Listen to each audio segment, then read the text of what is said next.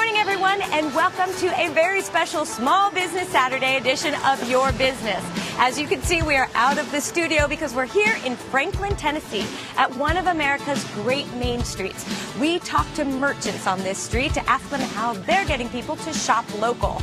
We'll show you how some e-commerce companies are opening local pop-up shops to take advantage of Small Business Saturday. And I head out in my neighborhood in Brooklyn with two of my kids to check out some businesses I've been dying to try out. Let's grow fast, work smart, and shop local. That's all coming up next on Your Business.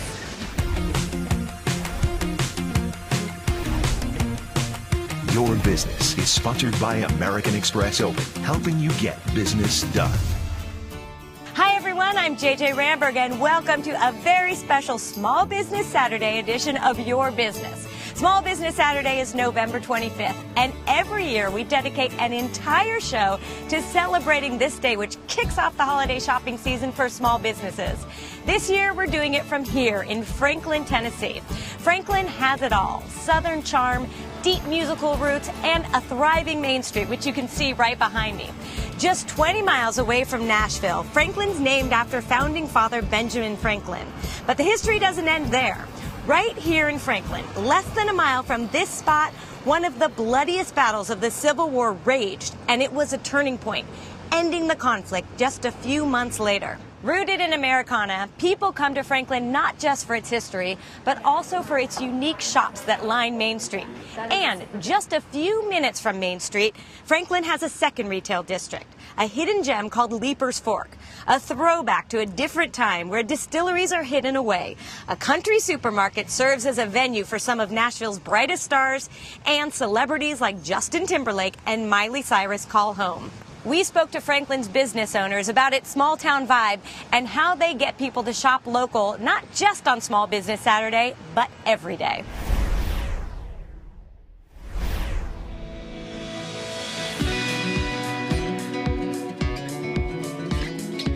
When we decided that we were going to open a retail store, the only place I ever wanted to be was on this street. Holly Rollins was a newcomer to Franklin, Tennessee when she embarked on what seemed an impossible mission 5 years ago. I had business cards made with my name and my phone number, and I would just say, hey, if you hear of anyone that's thinking about moving off of Main Street, please don't forget about me. Call me first. When she looked around Main Street, she saw a perfect mix of new and old, and she knew she wanted to be a part of it.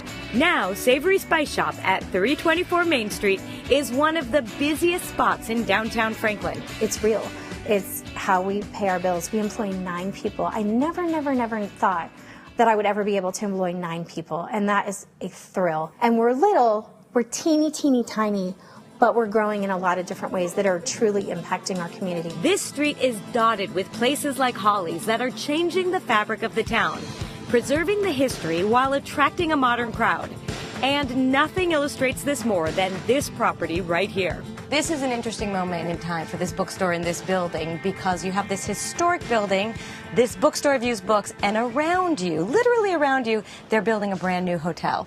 What do you think about that? Well, we're very excited because Franklin in the historic district desperately needs hotel space, and they're also providing additional parking, which is good, luxury apartments, and more retail. So we're very excited about their project being built around us. And presumably more customers for you. Absolutely, and for all of downtown Main Street. Landmark Books is housed in a 200-year-old building that has been a cotton factory, a grocery store, and a field hospital during the Civil War. Owner Joel Tomlin is not only an expert in out-of-print and rare books, he also serves as an informal town historian. What role did Franklin play in the Civil War?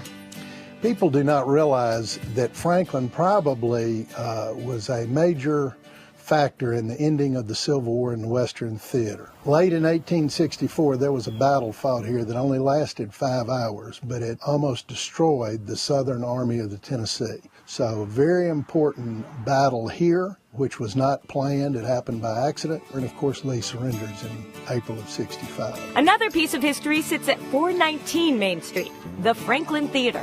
It's a jewel on Main Street. The Heritage Foundation went out, raised the money, and transformed it, literally transformed it. Once a small Depression-era movie house, The Franklin Theater has been rebuilt. It still has its original charm, but it's also now a state-of-the-art venue for live music and events. The Franklin Theater is a place where we like to think that we actually touch people's lives by hosting events that inspire them, connect them, entertain them, of course, things that actually go out and ripple around the community to change the culture of who we are. So what do you host in here? There's a sound check going on right now. Well, we're in the middle today of doing a television production for the Daily and Vincent show for the RFD channel. Our highest purpose is we're a live music venue, and those artists range from Art Garfunkel and Sheryl Crow and Michael McDonald to Keb Mo to Bluegrass to Cajun to the Gateway Chamber Orchestra.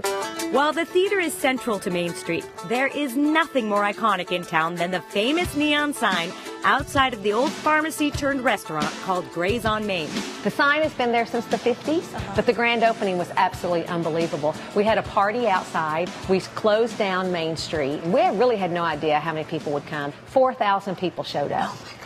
4,000 people. It was amazing. This building is that important Very to this so. area. Yes, yes. So when you talk to the people back in the day, they said that when they would go out of town and they would drive into Franklin, when the sign was on, they knew that they were home. So we knew without a doubt that that sign was very iconic, and it meant a lot to folks.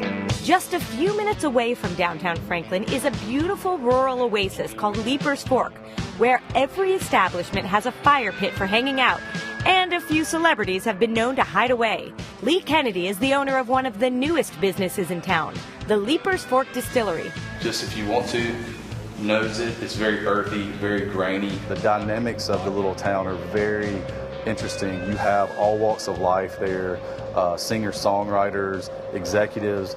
You also have old moonshiners and some of the old families that have been here for hundreds of years. We get a lot of weekend tourists that people want to get out of the city, come to kind of get a little piece of Americana.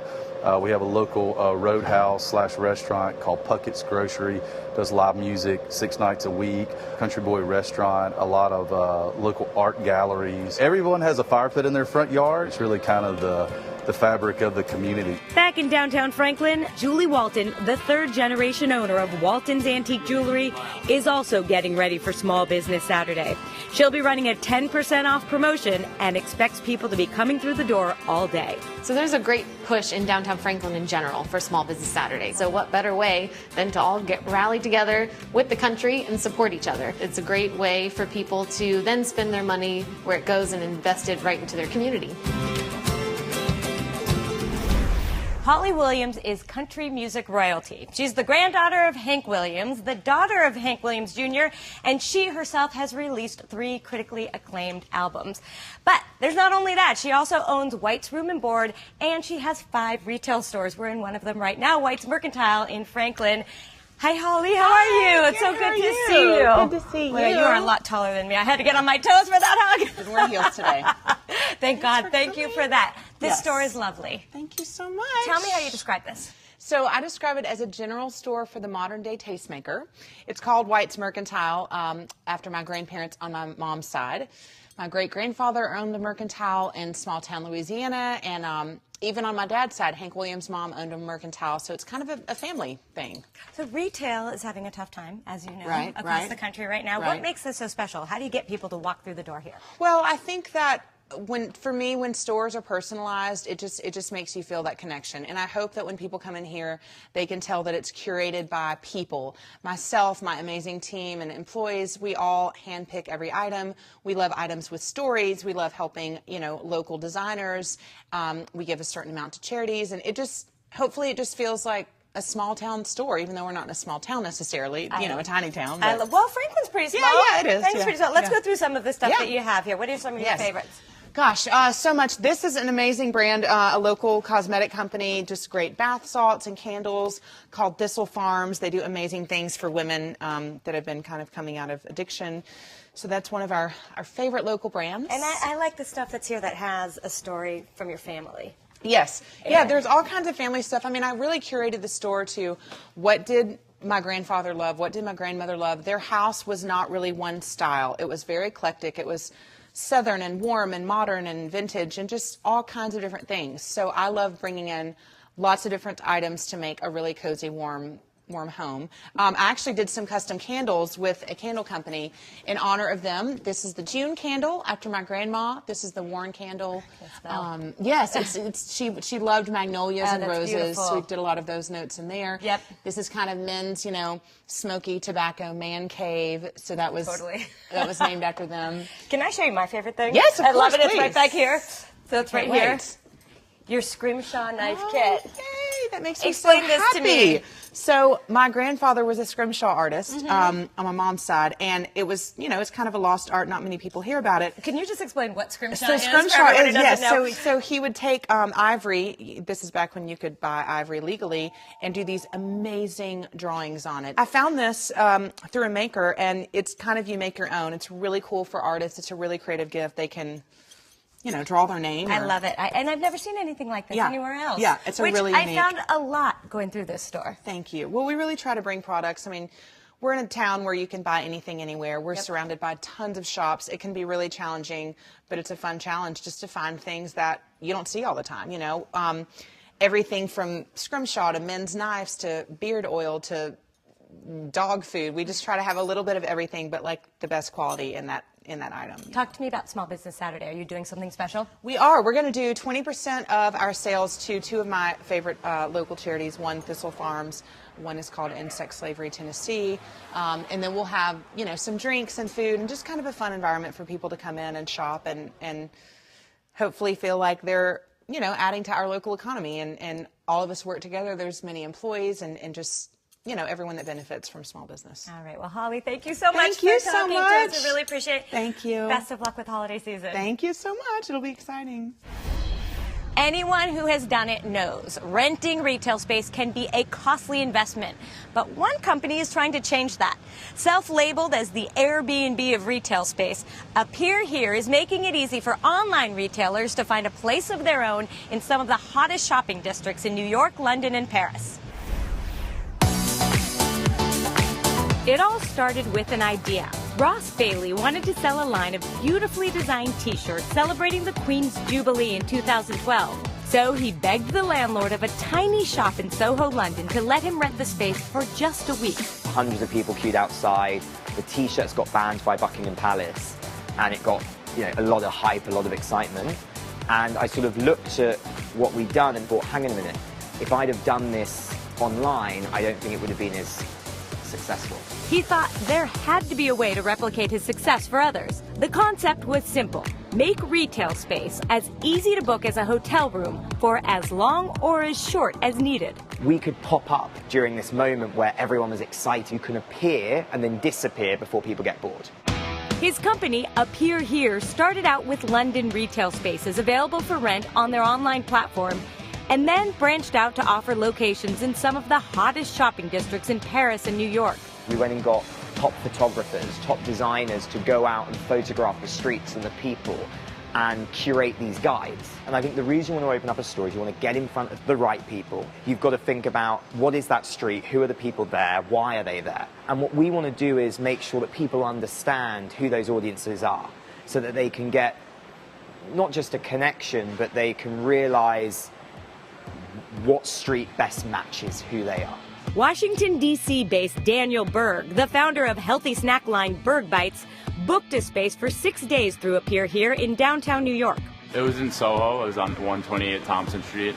It was a great location, a lot of foot traffic. We started off the first night with a party. I hired a DJ. We had tons of people. As an online business, the week-long pop-up store helped them drum up publicity that they normally wouldn't have been able to get. We had the Wall Street Journal come down to the pop-up shop, take a lot of photos, and really just helped us get news coverage that otherwise we may not have gotten. Getting face-to-face access to its ideal customer helped guide the growing business's next steps. We learned so much about our customer, and that was the main goal. We wanted to see what flavor we should bring out next, and that's why we're currently rolling our raspberry flavor, because we saw how crazy everyone went for that flavor at the pop-up shop. Australia-based hair product line Neon & Co. also sells online. Deborah Pereira booked a space at the Canal Street Market in New York to test their staying power in the global marketplace. Going through Appear Here allowed them to do this at a pretty low cost. This gave us a real insight into what we could offer the American market, and then we felt that we could do this on a permanent basis so people could really enjoy the experience. We felt that it was an opportunity for local New Yorkers to test us out and see if we could really cut it out with the rest of the world. Connecticut-based activewear line Roan started selling online and wholesale in Bloomingdale's.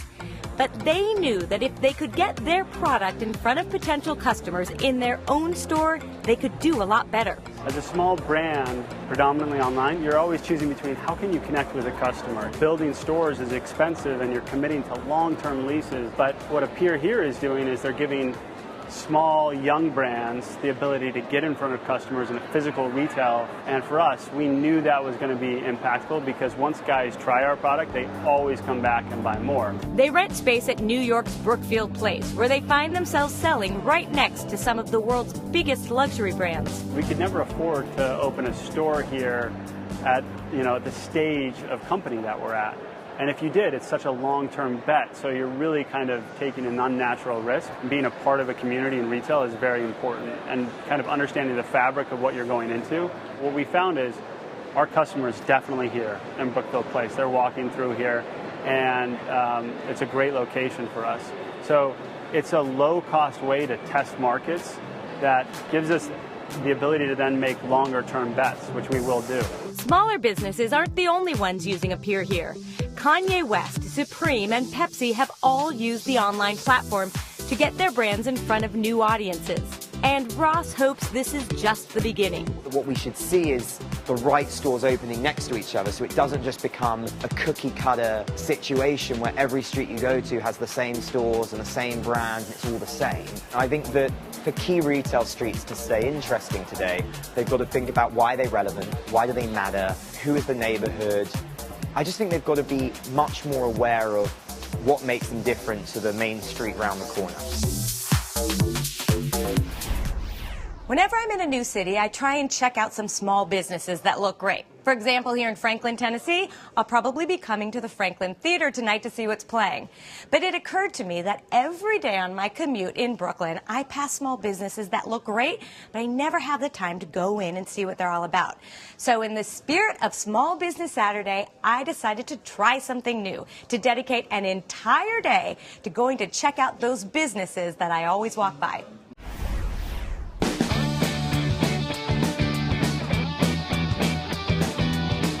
I'm here in Brooklyn, where we have some of the best restaurants and cafes and stores, but because I'm busy, I often don't have the time to check out a lot of the new ones. So today I'm going to spend the whole day going into places that I've wanted to try out, but haven't had the chance to yet.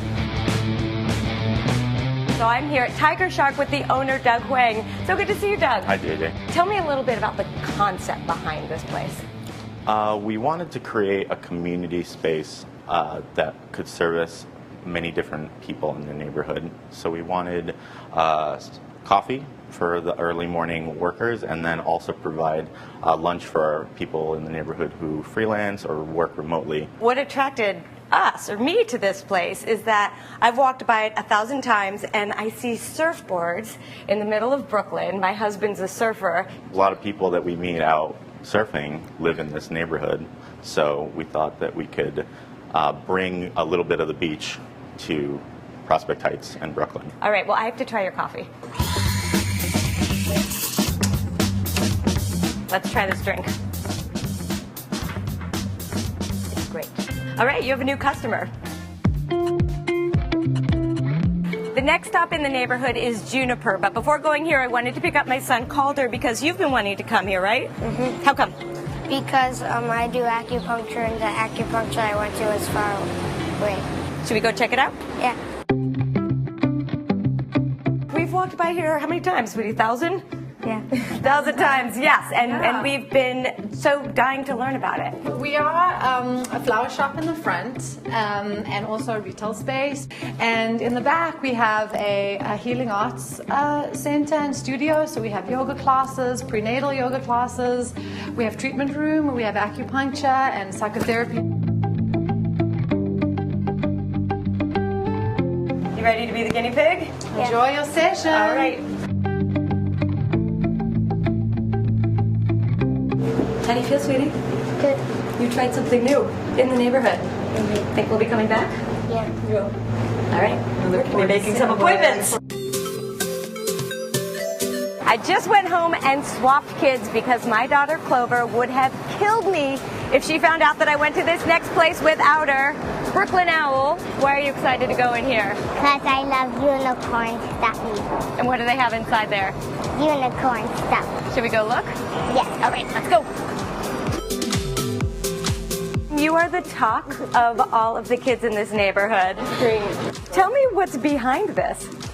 Well, my daughter. 7 years ago, we started Brooklyn Owl, inspired by her, wanting to create colorful things that people enjoyed using. And then 5 years ago, she said, Mom, I want to be a unicorn. She was turning 4. And of course, I stopped what I was doing and started making unicorn horns for her. Of course you did. Been making them ever since. So would you like to pick something out? Okay, let's go find something. You gotta look at yourself in the mirror. Amazing. So we have chosen this. Wonderful.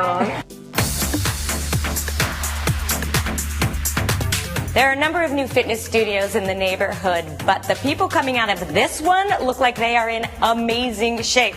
Amanda Freeman, you are the owner of SLT. Yeah, thanks for coming. I'm so excited to be here. I've walked by 1,000 times and think, I should be in there, not walking by. So tell me, what does SLT stand for? It stands for Strengthen, Lengthen, and Tone. Okay, so what makes you different than all the other fitness studios? We use this amazing machine, the Megaformer, and we work very slowly within our moves for extended periods of time, and we move quickly between the moves so you never get any rest and your heart rate is going the entire time. A neighbor of mine came here for the first time a few weeks ago, and she's in incredible shape, and she woke up the next morning and said, oh, I'm so sore.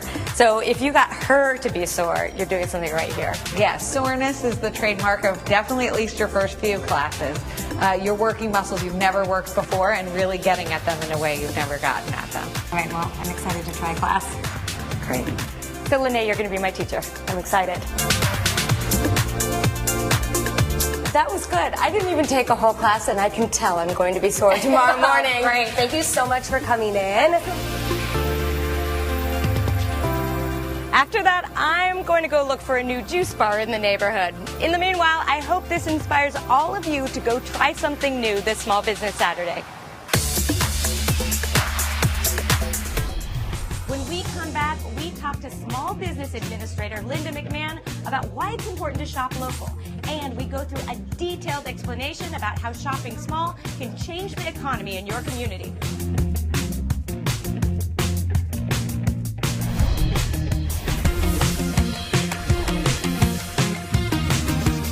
This is the 8th National Small Business Saturday. You know, and it's so important to have it for small businesses because what do small businesses need more than anything else?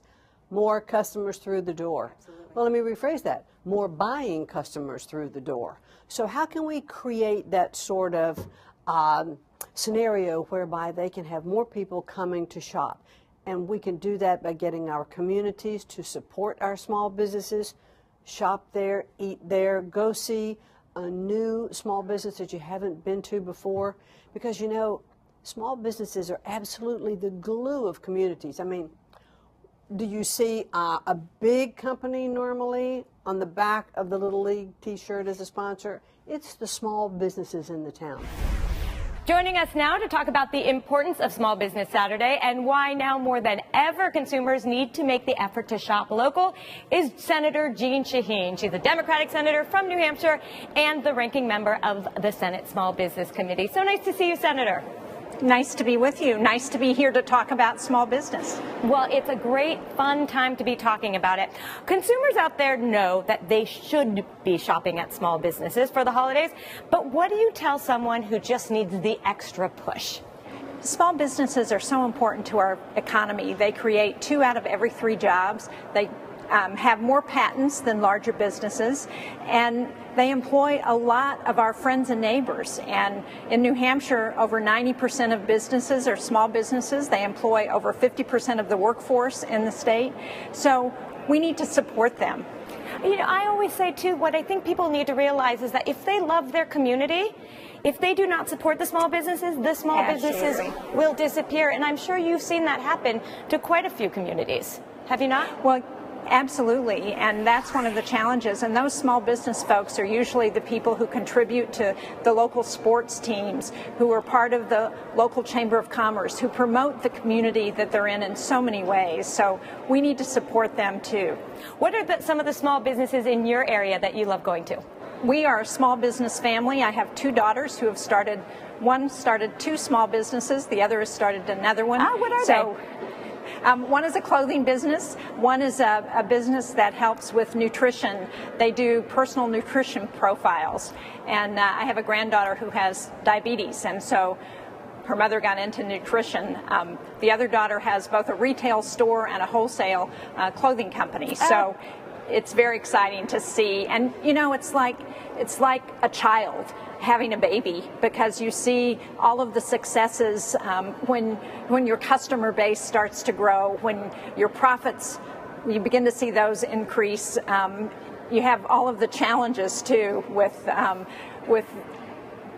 being able to comply with regulations, with capital, with all of the challenges that small business owners face. You sure do, and it makes everyone I know feel good to know that the people who right on the Senate making the laws around this have real personal experience with small business, that you can turn to your daughters and say, here, what are some of the challenges that you're dealing with, because you can get into the nitty-gritty.